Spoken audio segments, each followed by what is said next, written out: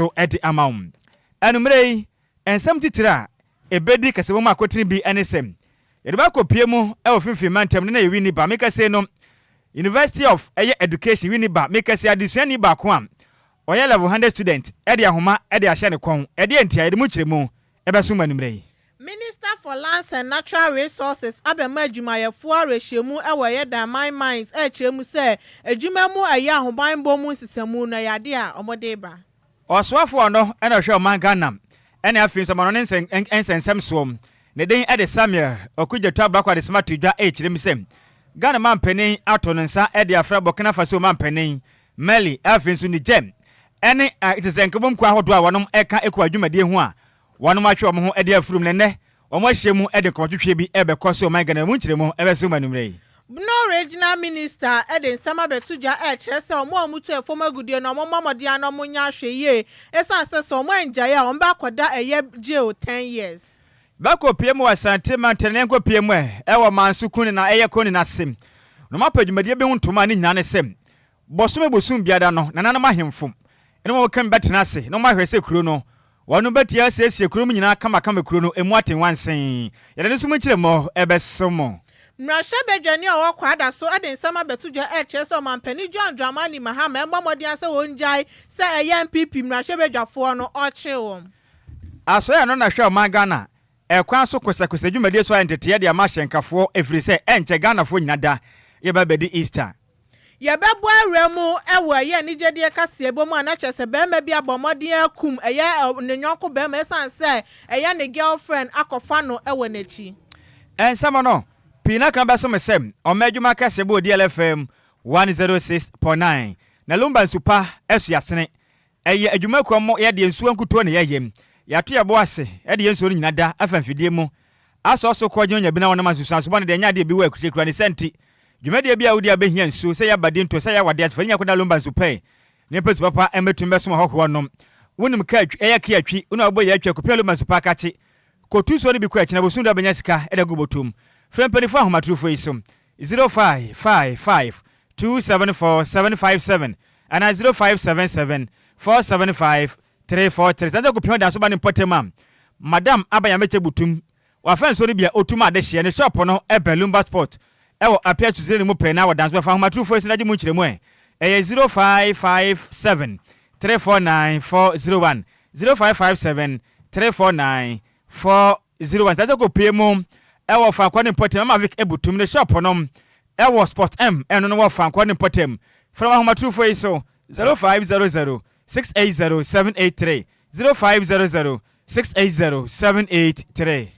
Na me ka mo se ye ni na ye fa ye ni nkyere ye Diofosu Plaza Hotel wokofo udwe ye Easter Saturday sanse show kese pa na ekoso wo hono ma ye papa da Lumba na ebo show no na anyomtofo ebeka ne ho kofinti ene keke fosu ene anyomtofo pia ekeka ho memende ya 19th April ana chese ye kwa akodi Easter Saturday no ewo Diofosu Plaza Hotel wokofo udwe no nsia na o ma bie gate no wo twempa mu pepepe na show no ehyehyehye so to dial star 714 51 ash star 714 star 51 ash na bomode ana won sanka wo ticket ni na yenko hyiamu ewo Diofosu Plaza Hotel eno wo eyekofo yudua na ye kam wanumre yi sem DL College Association for wonom etonsa edi afrewe wonom eya afrefo komku a wonom eta yem papa charge kojofo su dade Lumba djumadi ahodo de nyina kire se fa na nyemoto ana sei ni radio station dia daso we DLFM 106.9 chi pa ne kwei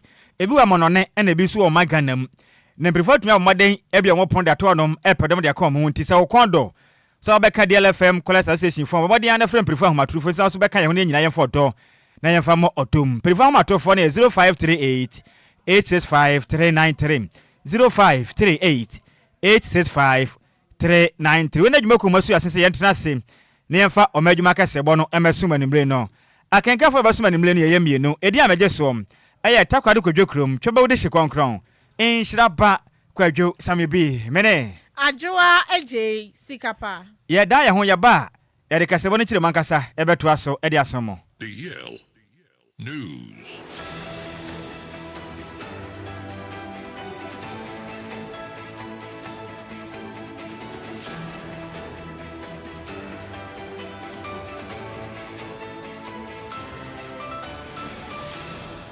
DLFM 106.9. Yamamo akwaba. Afitu mirika neshia yen. Ewo Facebook no so na ye DLFM 106.9. Na yamfa kasebo no enchiremu ankasa emfa ensomom. Na yansha kasebo na yansha ase emfa mfiri arahusim ne nkopie mum. Ewo finfi mantenim winiba. Na nkrabato di yakasebo pono so echiremisem. Abemu abia ono no okọ school. Ewo University of Education winiba. Oye 1100 students. Ewo school mu hono ma abofrai. Watumi atenase na ono ankasa de ahoma e de ahye no kon agye ne nkwa e de afre ne nsem enam empratwe ehuntim na nka na kirem sem endrada na eyewukuada eyo foluso busuma mu na toso dunsia ana ba mu ayi ekọ school mu honom ono kodu eye GUSS horo eye hall 2 eno residence a ewo University of Education Uniba school mu honom okodu honom a ono ankasa ne nkanchema ne mpona fanti bese ne nwewe a one nete etwempona okodu school no mu a okobie dan mu a ye we de fatawani o ensase ye ka kirewo ekwaso ene esuhum ensanwam suhum ensanwam suhum ensanwam se ya na mlante wei ene abaye ede krachi hwedi na osi we de sabe fade ne owuo pa de we de fanyin mu owuo frisa de asi de we de twa mensunu mu broken heart pa de mentumi nyanti But mo boy wedi yakọ nachi ena okopa ahoma e de se onom sem se David da abaya me do wo sa na watumi atena se ene baba bente ofra ko hye opa mesabi awia kata ba yente sa me no tena yempo mantimi no anim po awia da na awia kata ba yente sa watumi abia kwanya de ato manyoko be ma na odade de mentumi entena no ne senti abrande de ahoma de ahye ne kom agye ne kwa kirem se David de ado de waku ne hom na meka se ne ka ne kirem se abrante wa yimpo no oye accident a afi kwa kwata ofra ba so mu no obomade yakosua ho man na meka se no enam odonti waku ne ho na meka se de a pose form wo wi ne ba abomade abafa abamu ye amum e de akoto mu kwa obomade ya hwede enti enam so ma abrante wa yi etimi agye ne nkwade afiri wo sin crowd wo afiri ne ba ba ni mrei ya de mo nchiremo e de esomti sika de asie ni be ma no nya correct what is saying onya correct baku say ena mena na se wako to so girl e fa we cha so fa na chi bia we ye wa so okumu ho da bi no ho akodim ite wa so okumu ho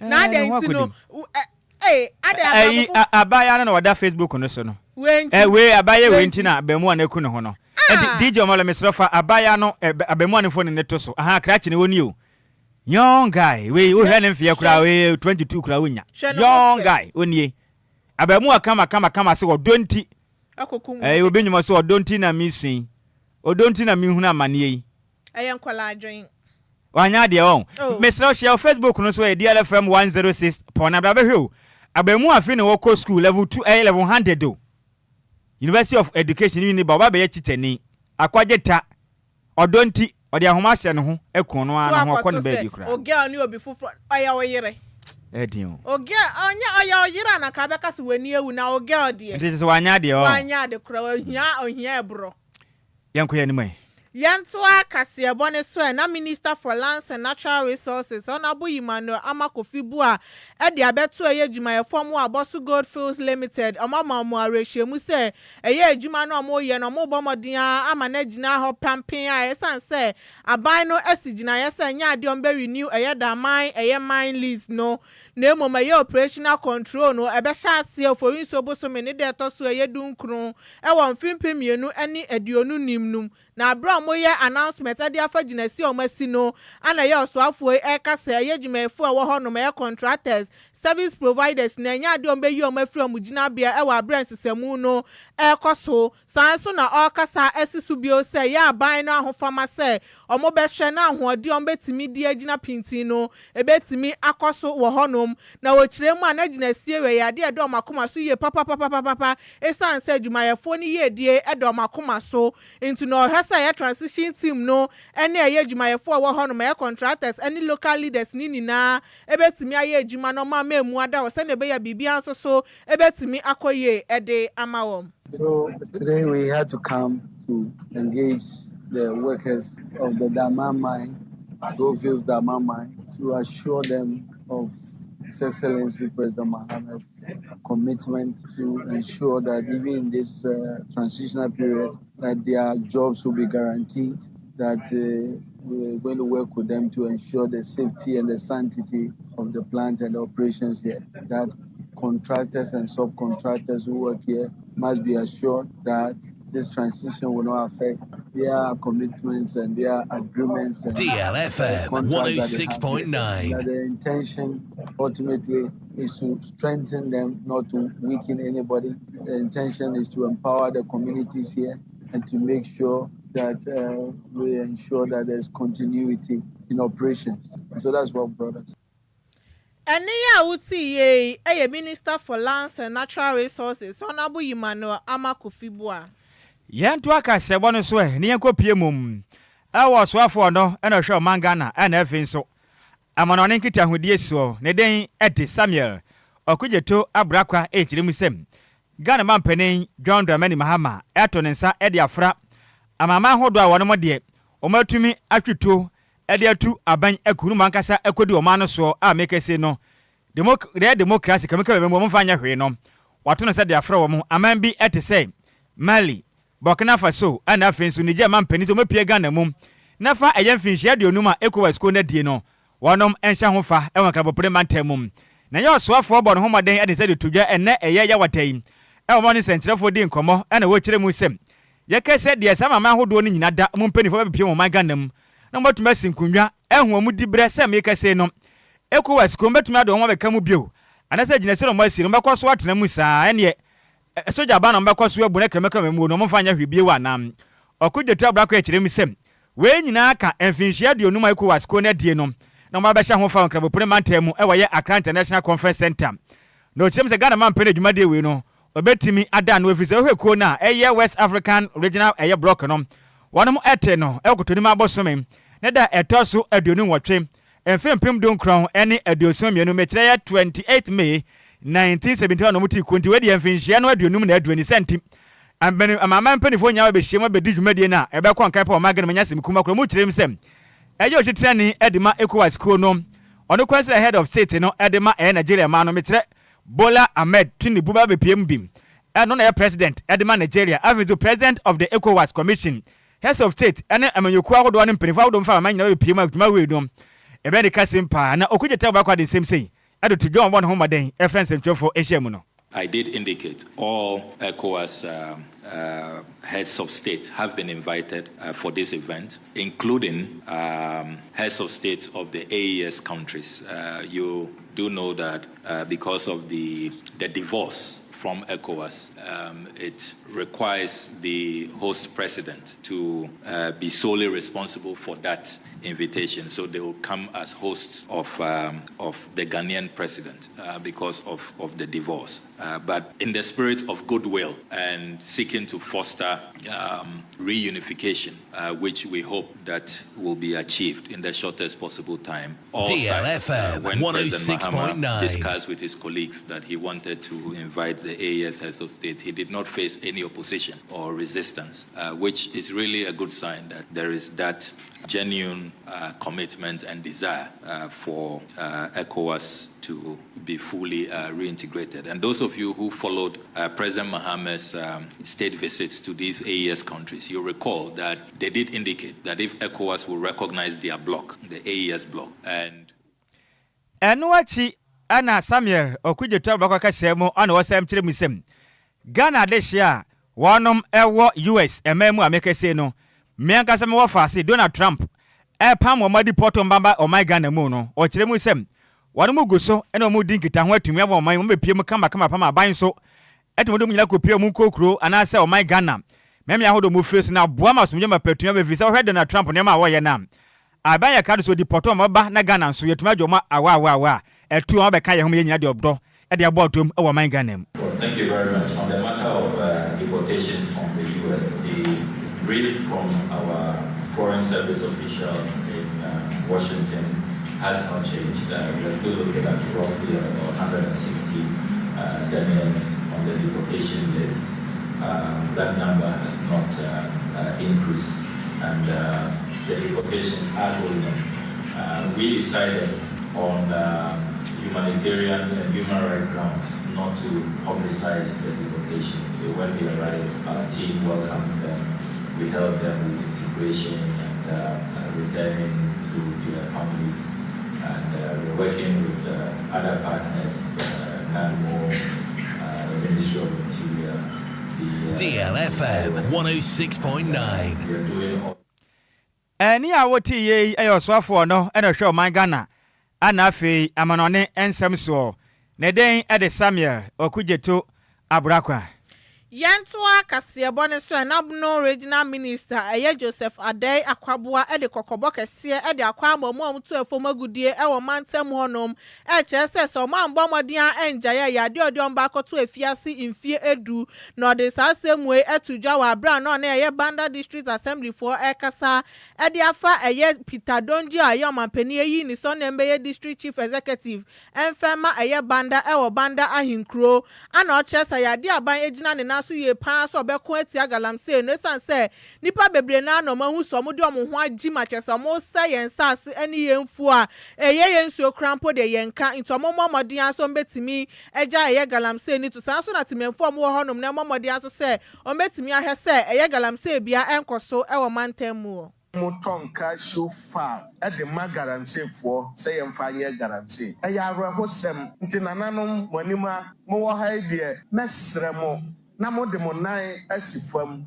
na yatu guarantee, I say, Ewo Banda district ha. Yaba Banda district ya Ewo Bui, Dam, Ewo ha. Na now constrain sonu from baby. Chamfans, I guso, saying so na, a yara hosem. Na American say, na menye regional minister meyi mani say yenso ase na ya hyehyɛ nneɛma bebree egu na kwan so ya dikan ayebi ya befa ha nyina ya gye ya report nyina nananom sesiɛ wɔ DC wɔ ha ya be hyase atu guarantee ase ɛwɔ banda ha na nananom mesremo me hyase a se oye hwan ye chewa nanano mwanima o se nanamo tutuntum akora guso ba wa hwe yi a na anya dwuma Ene ya uti ye Ayabno Regional Minister Joseph Agyei Akwaboa Enuachi ana ye District Chief Executive Edema eye Banda Ahinkro Peter Donji enso edi tudwa na ochese ya di oni assembly members wo honom no ebebo modin aye adwuma se ne ebe ya galamse no ombetimi agya na impuntu nso so etimi aba mantemu Omampani yi se ye meye adwuma emma no awabana na mekasha nyakopan no se ye omampani aho obimu awa dom letibu me so me de yebo ye boa e ya reset Ghana bana e ka Ghana e ti ye reset bana ama bana afa de tumapa afra o how can see pa da bana for so eh fulani fo a e have their for bana na me tuna asase so ase enko na o tumi na o tumi san no betimi nkan e o media so say fulani ne ba ko ne bana asase so how be have their for people asase so Ene ya uti ye eye Peter Donji ono na ye District Chief Executive ewa ye Banda Ahinkro na ne krakra mu na ye tememfo so mo wo ho no metwe o ma adwen e de afa kwan agalamse no e ha o mo ewo ho Galase no eseniama said oka say galase no essential e wo mehia say nananom a wo Bana district ha nyina no o meboa minister no ama galase no ato ase kwakwa ama Bana afa no tuma pa afra how dey bebre because galase na ma o mu nya na mo yi ente eta na so mu so fon so ntimi maga ne nko ma ya ye ton ade no ho so atinyanya ye ton ade ama mo atinya to bi ama yi ente galase de how ba bebre o mo acho say o mo hwe na mo to galase na sima ye because say akramo yeni anu ma mo won so na atiru e bi mo kra mo to pure water na bi no ya gani o mo de pure water na di twale enti yesro mo ara say o mo betimi aye hu bi ama ya na o mo ye hu bi mayo fish ne pese de because me my fish adwuma da dan say no the one chemicals no e mo no na mo so ss ewura because o mo pe chemicals no the tamatan fan won so no mu a ya adwuma tutu no na so do de ma o ye fish no o mo nya bi in the past 2 weeks ago na mo kwa market Ene ya uti ye eye tememfo ni bi omo wo eye Banda Ahinkro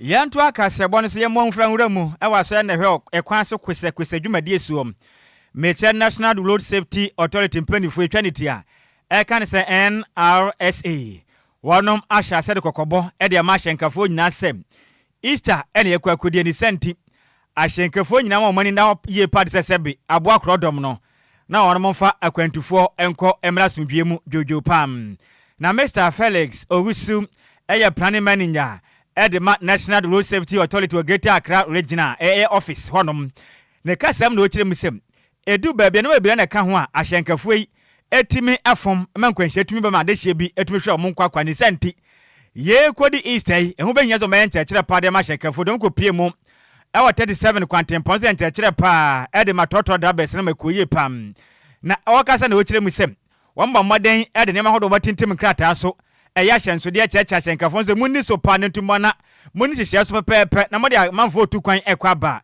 enkwanhye antumi ansi wasaka se ekirem se eha ne pasa nipa dodo na dampo sabe eye omukuta ehyen omutwe nanso eye ekwan so ahyenso de munim ho hwe okirem ha adweye pa ne se mo made aso besu ade na boa na ekwan so kosekusa dwumade na akon kan na kwantufo efocus ye kɔ ba bia ba ye betumi abo ne yenkwa no watumi abo ho ban ode nsem sei ade to nsentwefo anim hu sebio omu se sign no si okra e bia na mu fi se bia decoration bi nesi wo nanso no root signs na wo kwan no nyina e wa sekire ene ade a esiwa eye eni ntino na hu behia se ye beba abrano na ye na yesu kwan no abesua ade na ya chechero mo se ya na report ni be enya nso ne se driver for no bi su complain se root signs na ya na ebi ni kwan so ana ba bi wo ha road sign ya kan wasem ebia na ebi no ampa ye gitum ho ntina yeso ye de ye de akoje yi so akonyen e de abo ye nuanom a sabio ye shops na ye erect structures e wo kwan ho no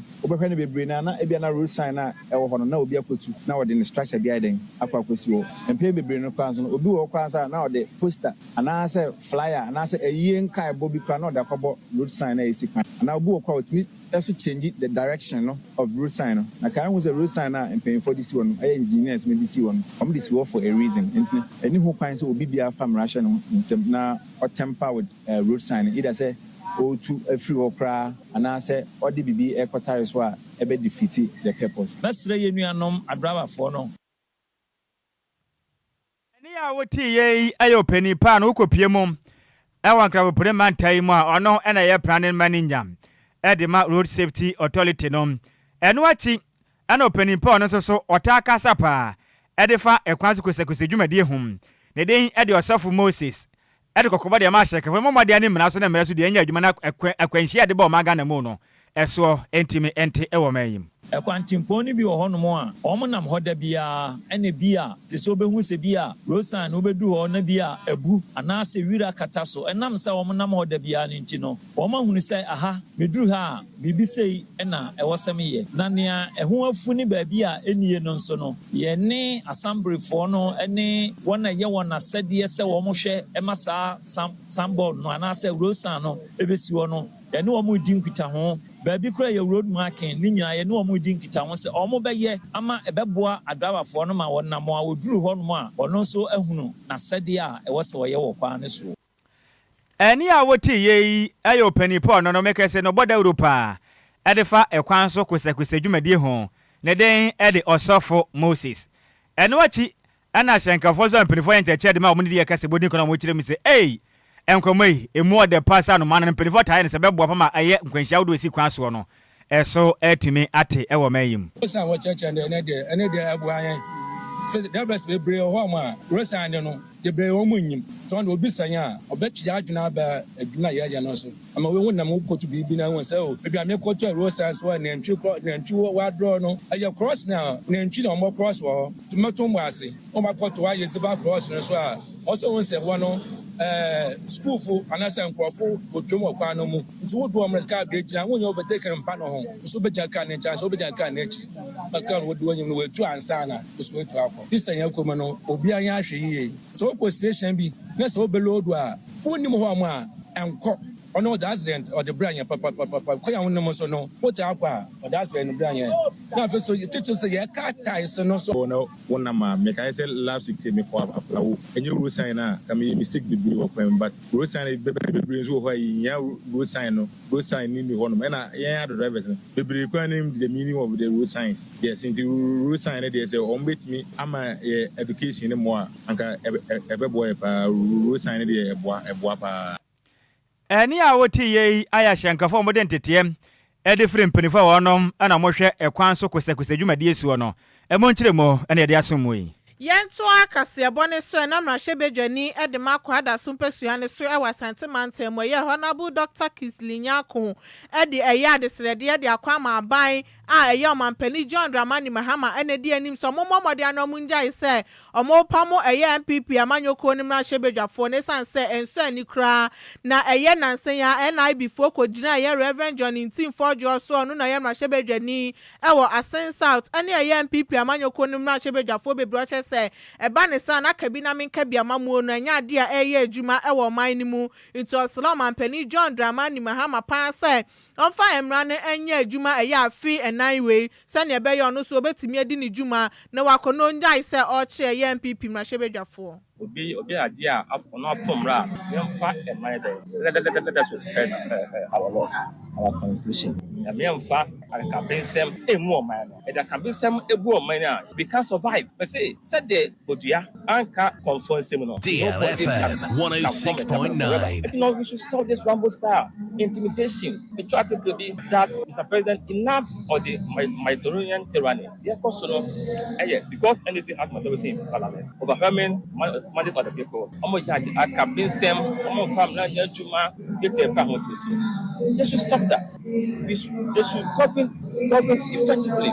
Ghanaian sign in this country is but what your man peace up and I would not gain at me idea a body into back. Yan can't tell Mahama say, Ghana for Obama say, Omra number one ya system and Tumpon. So look at say, also Banny Honton, one can say, or about Tata, a month for a baby and more for MID, a tank for Chief Justice. We know. Ne krakrem no sade adesrede eto abanyanim so momomodiana project ya aban dada no entimi anwie no betimi ato aso ya ade ama aban no expected from that man.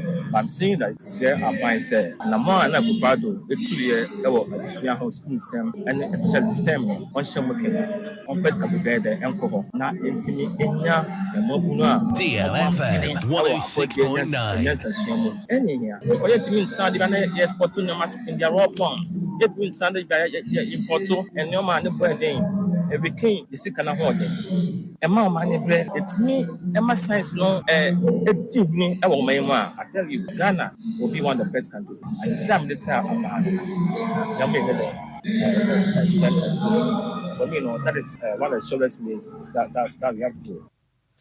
Eni ya uti ye Honorable Dr. Kingsley Nyako na ye mrahye bedwani e de makwada so mpesua so e wa santimantemu na manibo ye nsem troni Samuel Oforibuaten ana de besom ye. We ani ye nyina we so na ye na ye ho. Ye ba sisi ane de kase won kai no. E de asomo.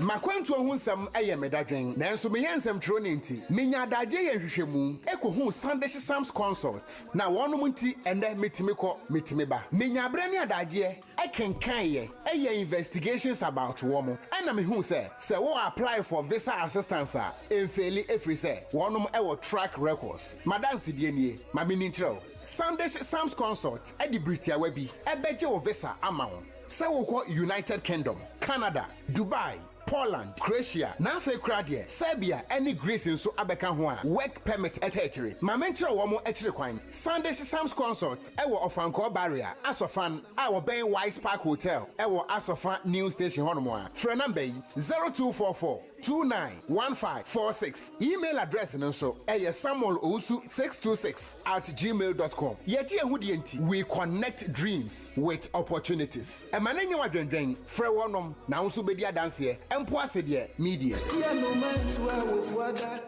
Yamamo akwaba. Afiya kenka wadwenche ne bi. Ne yemfa nsomo e wo Facebook no so a.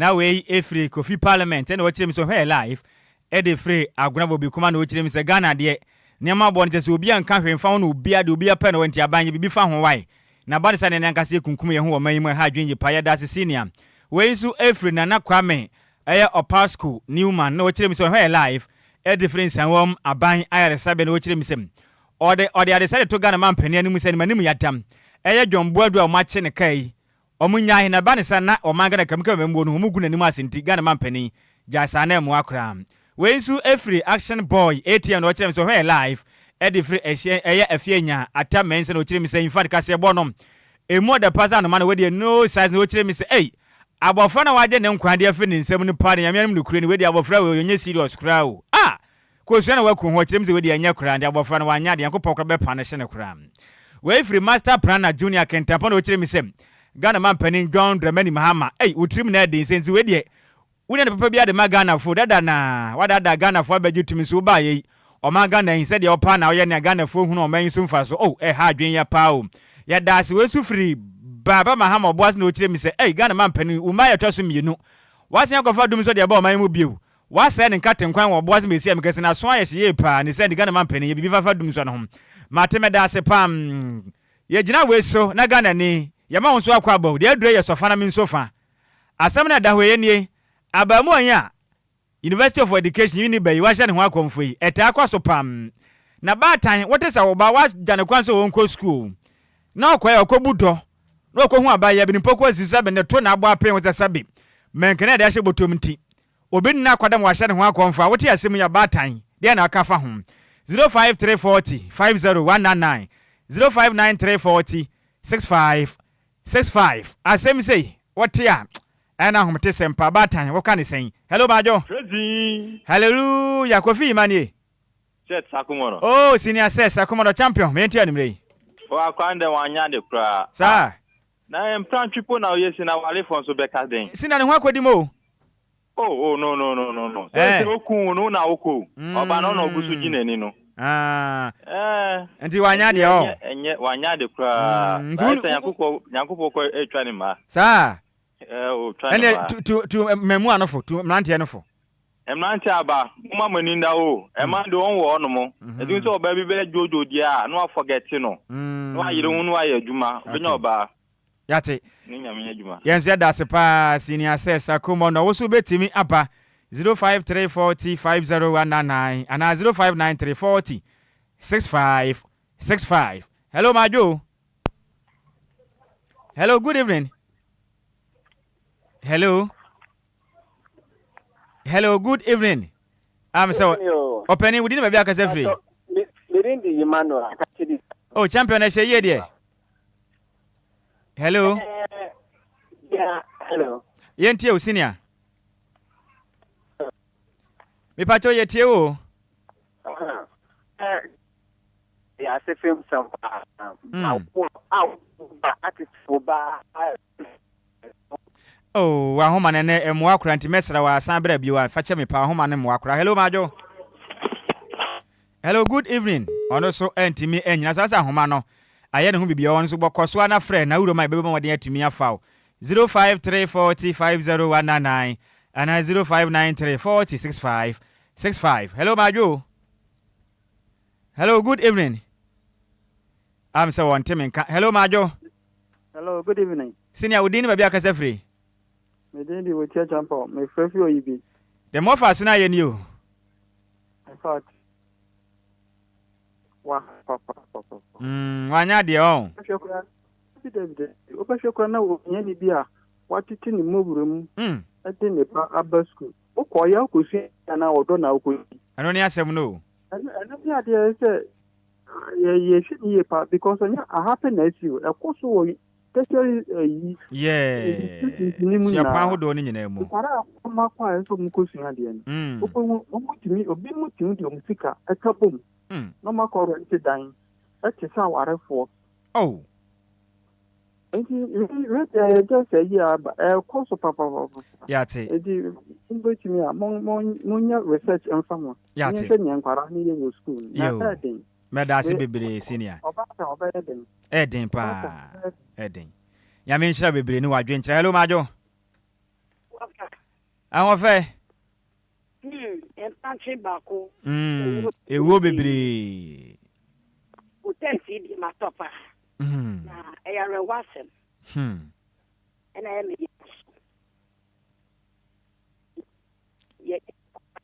Epacho da ho kaka nam so ye kowura polytank nim emo akra. Aha, fremu fina boa na yenko yanim. Yo, asam no eyare wo pa. Hello. Mete on kapa. Yo, ntie foto adema yenkola no. Ni yakasem for na tanso. If you say bibi say no. E bi o ma mi tete ni mo remu. E no do go school. Wana ko sua de na we asem obetena dwuma ye dwuma obenhu ma esiri sa oba ne kura Mate yo yenso ya da se pa na wadwe ntwere hu ma de asoma ni. Hello majo so ofa no manam ofa fun mejo so pa na e se ye de fa boko ade mo ofa se na ko ye ni o.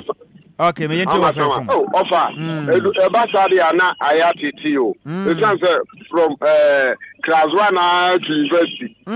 School visa for tia no fa me think wo bo anu an ko si abrontan. E ka baba no. Na obeti se bibi se ya. Ofa. Ya na ya yoro e ya sesem. Di member no munye very very careful. Okay. Ofa wo ska bibia wutimi eyo. Di wo ja wa forget. Na yiro hu ye duma na obenye ska bibre baba.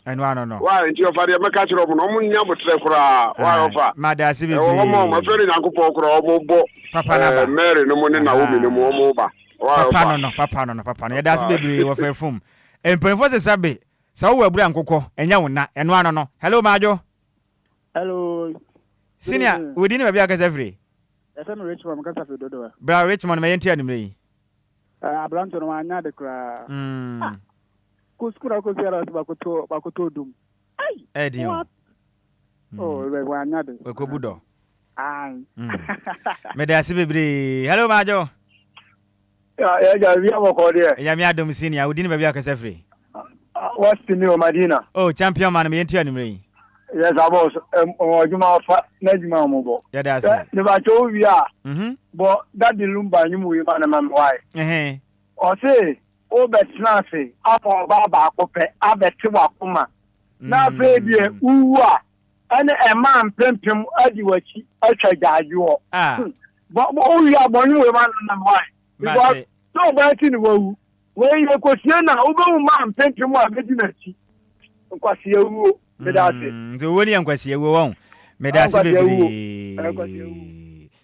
Hello majo went me enyina so facha me yata ne de e kopa yemre no edika kodada da edika se ebo ne agina we so de de nyina e de asi emusemufo no eye maze me berantwi ne se mu e de ema yen DJ Omalo de kopie mu e wo Facebook no so kracha ema ahofa wa ware a mekesi no oni obi ani atete sem bi wa konfo bi ani babia papa no akenka fo beso mani mrenso yemie no edi ameje so eye takwado Kwadwo krom tobe odi si konkrom Nhyiraba Kwadwo Sammy B aka ehunsu ompani mene Adwoa Agyei Sikapa na sika yame adom e kina ne Saturday ye kwa he ye kokofo ujia edi ne ye kwa ye Daddy Lumba ebo show power the Fosu Plaza Hotel. Hwan na eba bi. Kofinti NKK Fosu. Ye ho be pipe on. Enya agro. Se obi akoto ne ticket no. Ani. Ne nyina ye ko. Ani. Nti ebe wura pa on. Oh, so wani dada. Nti se krachi obeko. Ye de ne beko. Onfa ne yira ama o. Debi na yira de ontena se kakra we de ye kwaji ani. Ese be ya nti sika ansa ye beko no. Memu anu tuamofo de wo ya ba ya. Ani. Because obi nyom se Kofi Debra. O se usika besa fatwa asoma me asunebo o kaniye usika besa o pesa of family ye o dabi o sika me say Kofi Debra say na ade ne bo ho beta na kaniye na sa wo doje asa wo wada bisa no nti so so ba na fa weche ma ye dos bebre obehu obi krompa ne ho ye fese ne wo te ne ho no nti ade nti na wo se ukun ho esan oba nti se na ye mba na yetimi wo se be ma bi mpen a yetimi ja no ko and mo fa ya chia ma yenkuye ho ade na koku ho beta me da se bebre eya so wa na eba Apakan ji o ba de na eba sports therefore Enti Apakan Sikapa ni do enti ono onim de okeka. Yemamu nyina mo eni tie yeso ni so na de na ebekọ so ofia. DL Power Sports. Emu ade. Ejawom. DL Power Sports. Emu ade. Ejawom. Dead.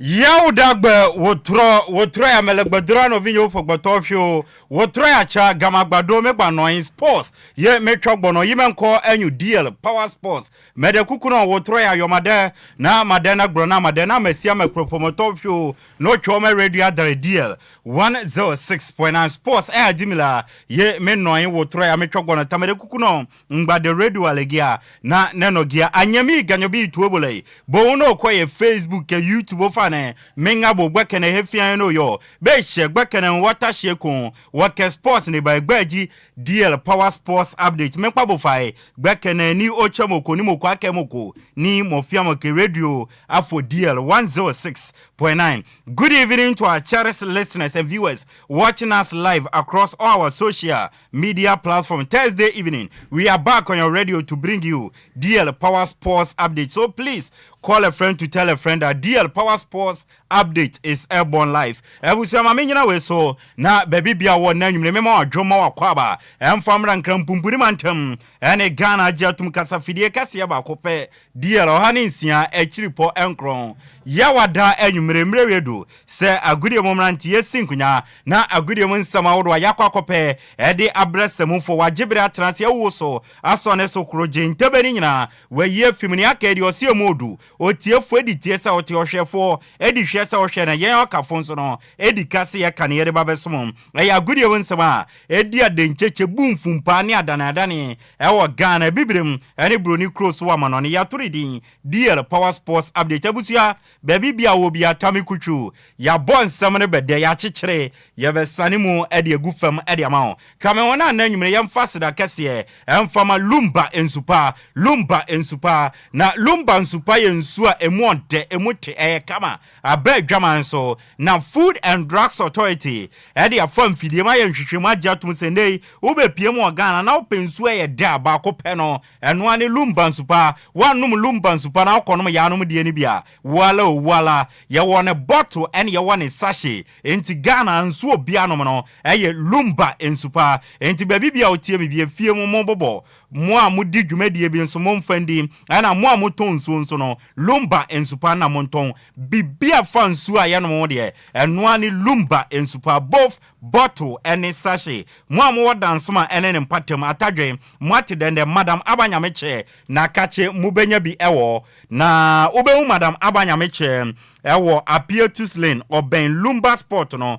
0557 349 401 Ofankwane nempate Mama Vic akache mubenya bi ewo mubetumi afre Mama Vic ewo 0500 680-783 Lumba nsupano ebusia opebi atwa DLFM nyakachi ewon kran agbogba janshi ye ne Wisconsin International University no na edi animhwe nyakachi obepiem a obenya bi ato reception oba beto abayo bi wo kache se ope Lumba nsupani bi ato both bottle ene sachet obe guide o na watumi anya bi ato baby bia obia open dodo a ye begu hyenmo na ya beyi e de ama Enquiries bi na opia Fred numbers way 0555 0 no abo 5 miensa 274757 0555 274757 ana 0577 475343 0577 475343 Lumba super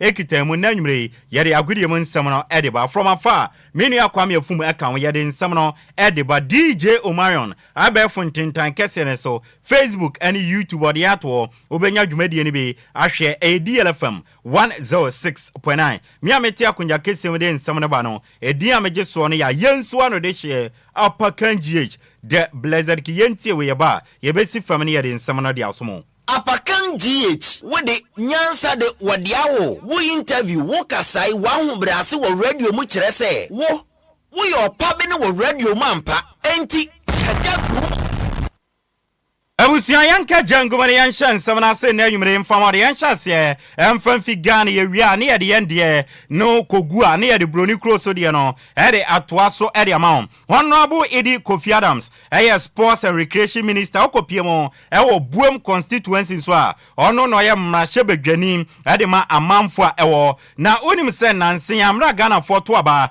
e de ma his excellency John Dramani Mahama e ma oba biem as Ghana mampeni no state of the nation address no de tuja say Black Stars budget ni ade de on fancy obema abetodwa na Ghana for taxpayers musika no mahu ni aye spend no our Black Stars akache na nansia Black Stars able 2 World Cup games against Chad and Madagascar na ye tren budget no honorable Edi Kofi Adams ya bona say budget sika sen e kombeka kire na so ya bona alata mwemwe osi onka kire ne enka kire no na yene honorable Edi Kofi Adams edi nkomo ene yese honorable akame se waso ya yedi nkakra o Ghana force omo twen budget no da ben e beba ana honorable Kofi Adams chema budget na beba September Black Stars will qualify ni biem na GFA4 na draft another budget de ba na yede kobosa games na ene data ne aka mu nyina no oba be kan wansem de akire Ghana for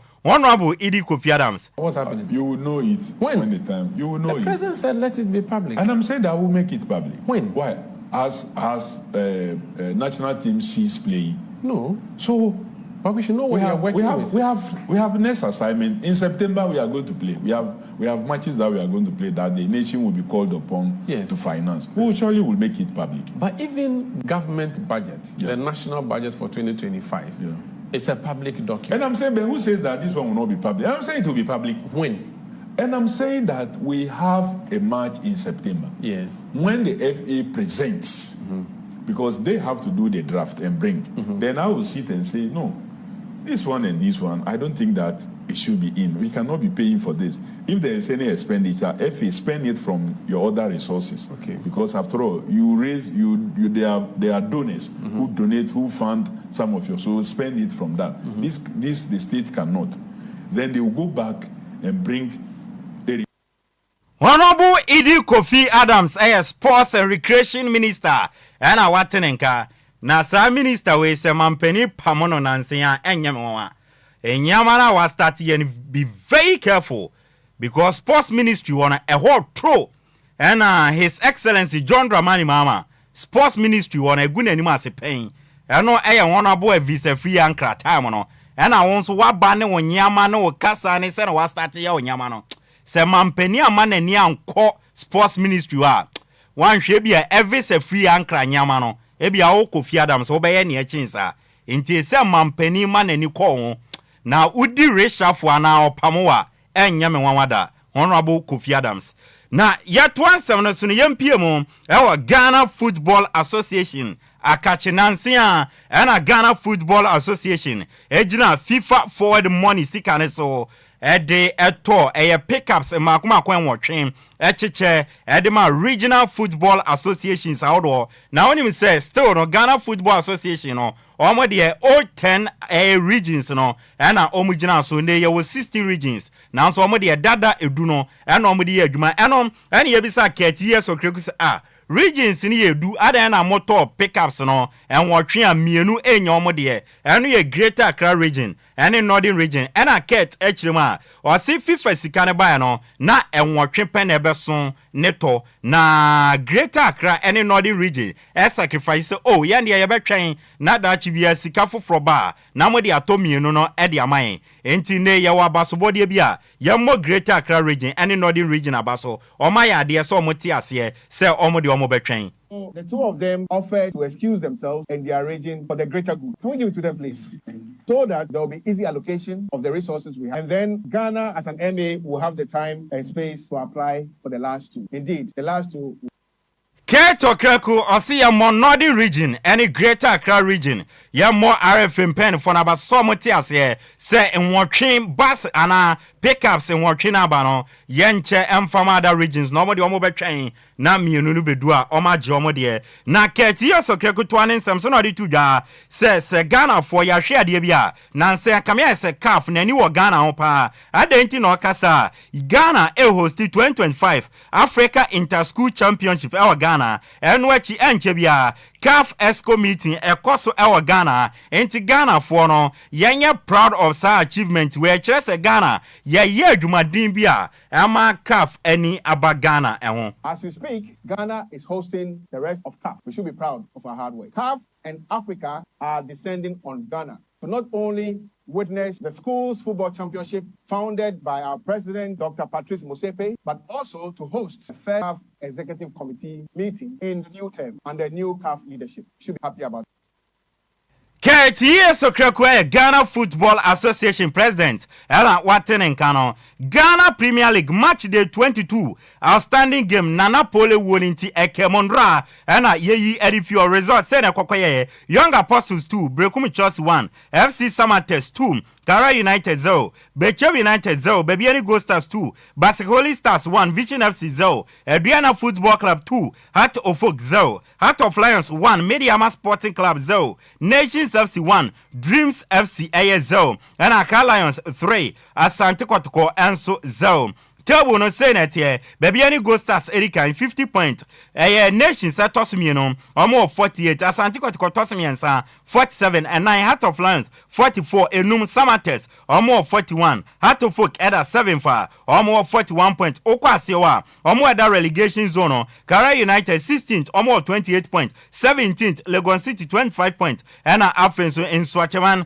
almost league no dada 18 for Mchato with 15 points top scorers no Faiza Chawete Nations 11 goals Steven Amankuna Brekumi Chelsea 10 goals Steven and Samuel Atakumi ewo baby any Gold Stars washe 8 goals and so ewo and Joseph so ewo Dream says 8 goals no washe abeta mo Asante Kotoko ono so wo 8 goals a yede ewonsem ede asomwa enye enkwala na endra games no to dwa no coaches na edidi nkoma Abubakar Wata eye coach Edma Haso focus endra aduana bobo ni nyina na has crade endra omko na najima bedu park no omankwa akobobo minim ni omko boye o se has hwie endra na osi oka ontumi enkan wi osi ndra has amohwe chances ni nyina aduana ene create na aduana ade achego ntindra has amohwe aduana na bobo ni nyina. Adwoa play well. We didn't play football today. We give them all the chances to score us. Since the first half, we didn't play well. We play very bad. We accept it.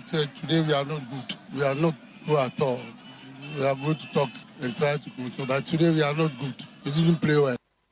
Abubakar Watala to an Samson or the two just a game no Hasso folk emrante no man to Mirika Baku say or say Hasso folk so 2 goals no mo concede any ade na ni nyina kyerɛ sɛ has and tumirika emra aduana mrante ni tumirika o game no no na has players ne de omo ye bibi foforo nti o se owendra has players no man tumirika kra na momo no nani anje sade na mrante ne ye no enti dressing room one mrante ne bekasa se enra mirika edi mirika o man tuba akuse wa agopama ne so. We didn't run. Because when you see the boss with the first goal, the second goal, the mistake we make, you break in that corner on the all these things. We didn't run at all. We didn't run today at all. I'm not happy. I'll go to tell them, but it's the fact of the football. But we didn't run. We need to run well, but we didn't run today. And Adwoa ran well. All the players, the runners ran the way we didn't run. Oh, yeah. No, for that, I reserve for me in the dressing room.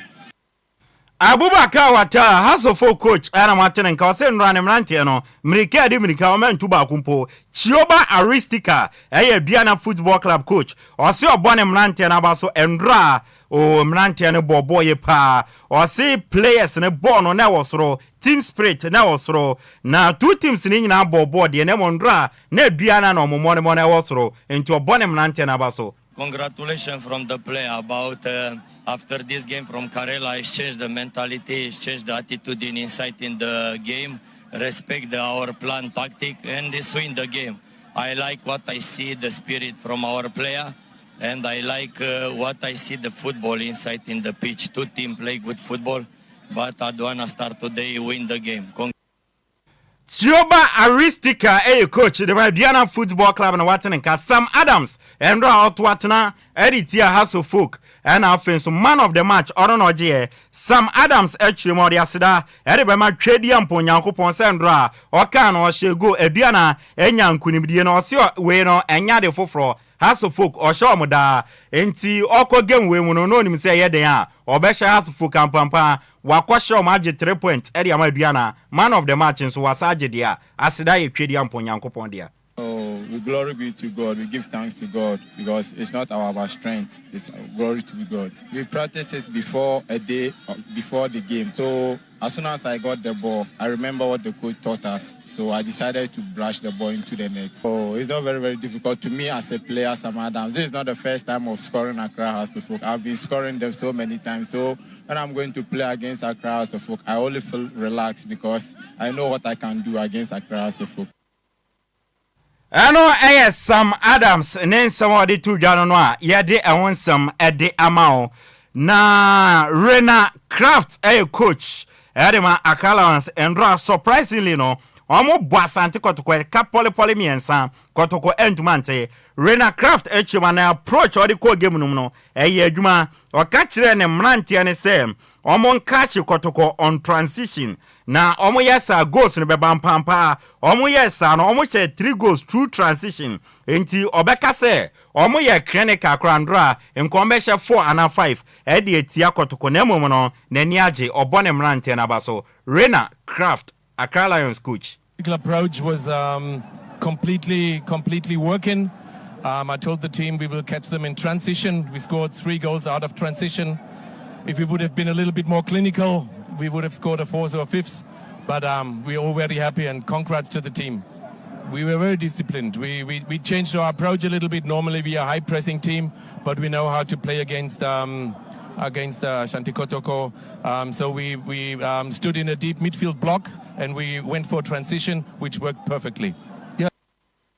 Rena Craft coach edema Bobo Kwefe Accra Lions ana watenenka Dr. Prosper Togum coach edema Sante Kotoko say very very disappointing say omulusu game no endra editia Bobo Kwa ye friend Accra Lions no beka say counter attack and Accra Lions yusu edishomo na before Accra Lions be show mo first 2 goals no na Kotoko money mono game no na ewosro na momo no obeka say enye over Kotoko still now on betumi Agyei leg, Very disappointing game. I think we lost the game on a counter attack. If you look at the 2 first half goals that they scored, they were all as a result of counter attacks. We're trying to create opportunity to score, and then out of that, we let loose some of their players, which resulted in them. I mean, we did some changes today, tried to reshuffle the team.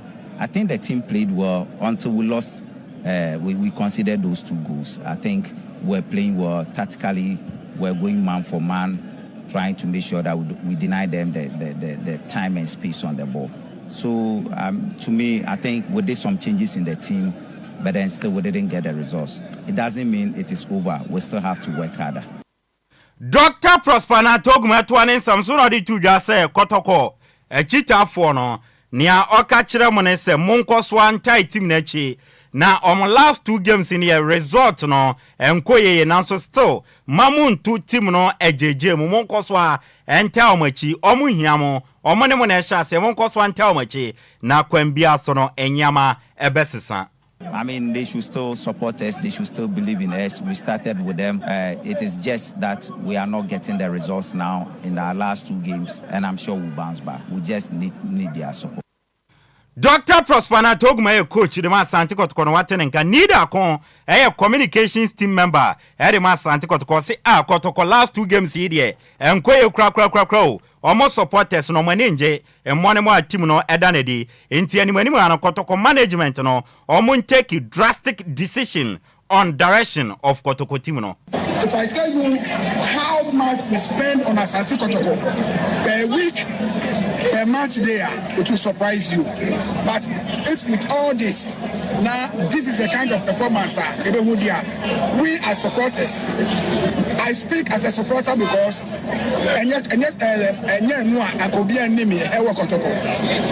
we expect nothing but a drastic decision from management today. The expected management by deciding on the direction of the team. Neither con communications team member the man Santico Konowaten and Kafata Oda.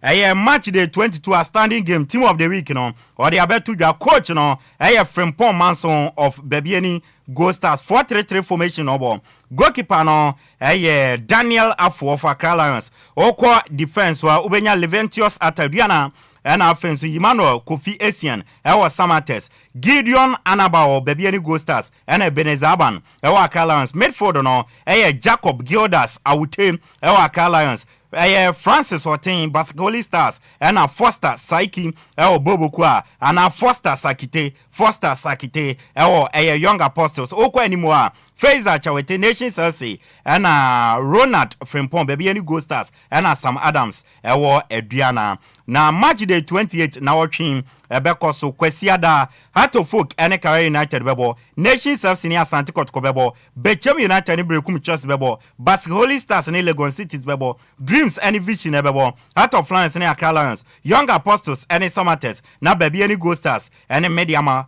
abo match day 28 kwesiada ni nyina 3 p.m. ene betodwa yede amabusia yemfa fie ni nsi ne monitor wa manone na yensole so ne yenko na zigi mfa woso emeto aso mfa mamodia endra UEFA Champions Games etodwa ebia efiti anopa wuntie sports ye onti ya maminsa ntimu biemma endra games a etodwa quarter final no Endra resource ne kokoye Inter Milan etna fie ne Bayern Munich equity obi a chere yonko eka mienu na 4-3 on aggregate Inter Milan Endra omo qualify kopie ewa semi final Real Madrid Endra etna fie ma Arsenal kobo meka mienu omo team ba 25-1 on aggregate Arsenal qualify to the semi-final. Now semi-final no is set. Parents ni say netiem Arsenal the Gunners omo ne Paris Saint-Germain on Eddie Ebebweni and Barcelona and Inter Milan and the semi-final no Ebebweni semi-final no ebube din brutal Arsenal and PSG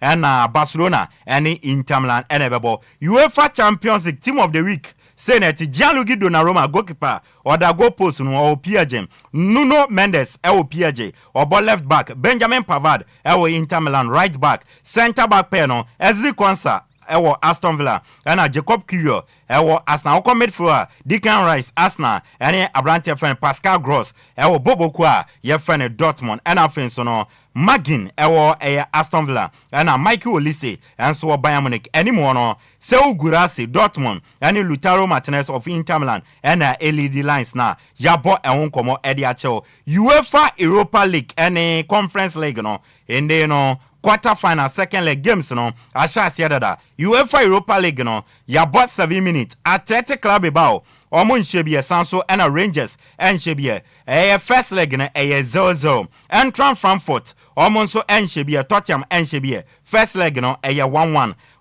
Lazio nhebie Bodo Glimt enso nhebie first leg no Bodo Glimt Lazio kamino a omo entmante ana Manchester United atna fi omo ne Lyon ebobia nhebie first leg no 2-2 enso wo uremo conference leg na yabo games ni bi awie Fiorentina etna fi ne NK Surge kotie obi ahye ne yonko kamino na 4-3 on aggregate Fiorentina qualified to the semi-final of the conference league ana Jagalonia enso atna fi ne Real Betis akwate obi ahye ne yonko kabako 3-1 on aggregate. Real Betis akopiem our semi-final of the conference league. And Ayabosima and some Chelsea and Shebie, Legia Warsaw and Shebie first leg no. Chelsea actually Legia Warsaw kamiansa omo entumante and a Rapid Vienna omonso and Shebie Jugaden and so and Shebie Rapid Vienna and Shebie Jugaden and Shebie first leg no. Rapid Vienna Shebakwa Jugaden and Tumiantia yede and won some and so Ediasmoa enye asem ketwa na officially no Liverpool captain of Holland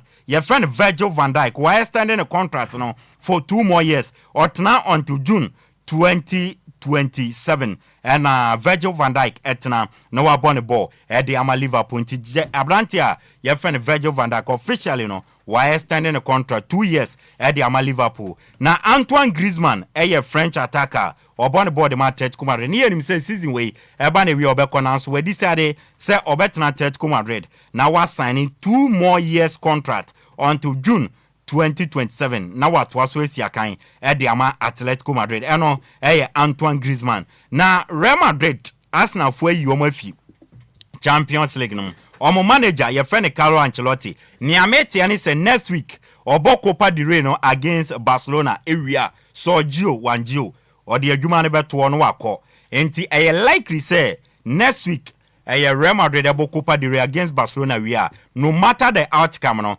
Carlo Ancelotti the adwuma ne beto na wakọ na report eba and say in the no Real Madrid asha se any German manager former Dortmund and Liverpool manager IFN Jurgen Klopp o ma starting ni di nkomo Jurgen Klopp ajatum say obefi Red Bull na technical director no ye ma omo no wabe coach Real Madrid nti nkosi say season be kwa wie dey likely say Real Madrid be announce say Jurgen Klopp eneba be take over as a new manager e dey amaboboku a ye fan Real Madrid ye Madrid fans e dey ye pe Jurgen Klopp very good coach oba next season obey adwuma no na Germany for me no e dey aboy ni wo Spain Hansi Flick and Jurgen Klopp nti ye twen say Jurgen Klopp be ban wabe take over Real Madrid yede enwon sam de ma abusia yede asi yeko na ma me wish me papa birthday na me sorry so na ene me papa birthday na Mr. Ernest Oseibonsu